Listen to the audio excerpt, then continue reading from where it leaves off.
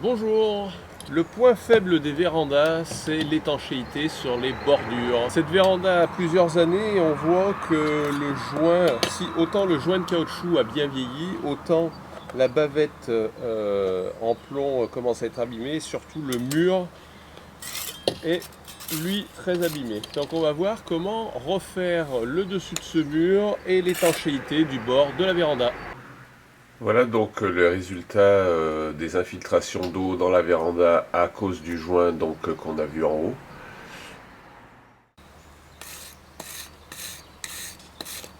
Alors une fois nettoyé, on fera sur le dessus du mur une petite arase en mortier bâtard pour l'étanchéité. Et puis on va voir ce qu'on fait pour travailler le côté latéral afin d'améliorer l'étanchéité. Le problème quand le mur s'abîme comme ça, quand la maçonnerie s'abîme, c'est que l'eau finit par rentrer entre la maçonnerie et le joint silicone qui avait été mis. Voilà pourquoi il va falloir intervenir. Alors une fois qu'on aura bien gratté, bien enlevé, bien nettoyé les bords, on va dépoussiérer.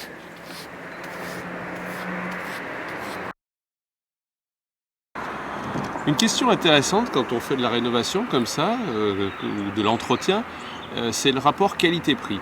On passe un certain temps à faire donc les travaux. Est-ce qu'il vaut mieux changer la bavette, qui va coûter une cinquantaine d'euros à peu près, avec le silicone, ou est-ce qu'il vaut mieux la rénover?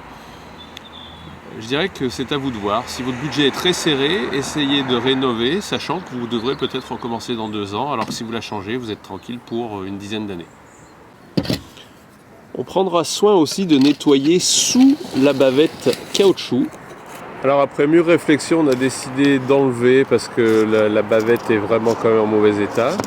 Donc on va la décoller et puis on verra comment bien nettoyer et fixer une bande en remplacement. Voilà, l'ancienne bande est enlevée, c'est à peu près dépoussiéré comme il faut. Et puis à cet endroit-là, tout le long, j'ai mis donc un mastic d'étanchéité en attendant qu'on mette la bande au cas où il pleuve. Donc comme on avait vu l'autre fois, la préparation, on va maintenant faire la rase sur le dessus du mur. Et une fois qu'on aura fait la rase, on remettra notre bande pour l'étanchéité. Pour faire la rase, on va mettre donc un guide en bois qui va nous permettre en fait de faire une petite pente extérieure.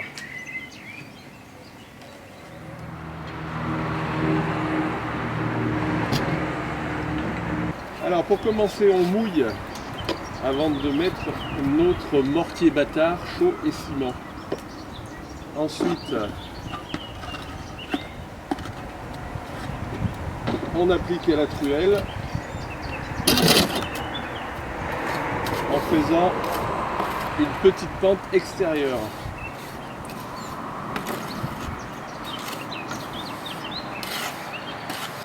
Ensuite, on laissera sécher et une fois sec, on posera notre bande étanche ici.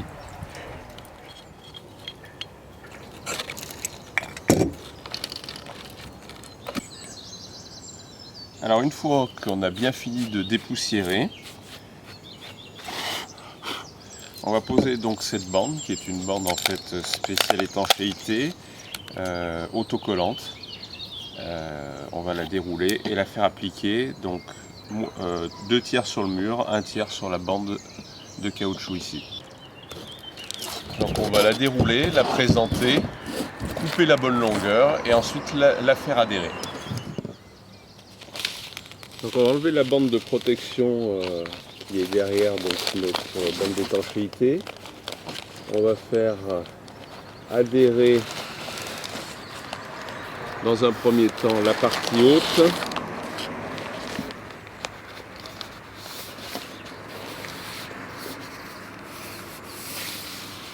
Avant de faire épouser la forme. Et puis on va rouler pour bien faire adhérer sur le support vertical la bande d'étanchéité et idem sur la partie basse. On peut remettre un peu de silicone là. Voilà, j'espère que ça vous aura donné une bonne idée de comment faire une étanchéité sur un bord de véranda ou de toiture d'ailleurs, parce que ça peut être le même cas de figure. À très bientôt, au revoir.